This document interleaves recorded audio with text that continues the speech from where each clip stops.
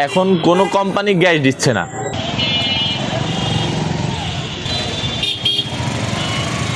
এই যে হঠাৎ করে নাকি আমরা ডিক্লার শুনলাম ঢাকা থেকে নাকি মাল সব ডিক্লার দিচ্ছে যে সব বন্ধ, ডিলাররা যে মাল ঠাল আমাদের দিচ্ছে না, ডিলাররা বলছে আমরা মাল আর দেবো না, ওরা বন্ধ করে দিচ্ছে, মাল দেয়নি আমাদের, মাল দিচ্ছে না এখন।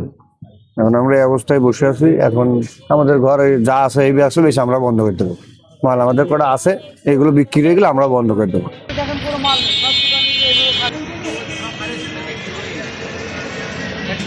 এখন কোনো কোম্পানি গ্যাস দিচ্ছে না। আমার ঘরে 10-12 পিস গ্যাস আছে, 10-12 পিস গ্যাস বিক্রি করে বন্ধ করে দেওয়া ছাড়া কোনো অপশন নেই। কিন্তু কাস্টমারের চাহিদা তো মিটাইতে পারতেছি না।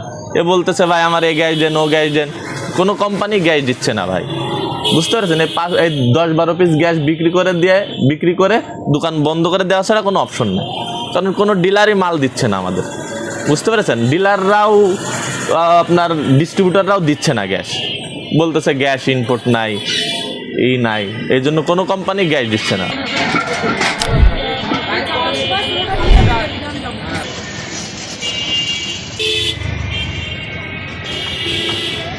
গ্যাস নিতেছে গতকালকে দেখি চাচ্ছে 1650 টাকা, 1650 টাকা, 1700 টাকা, এক একজন এক একটা দাম বলছে দেখছি।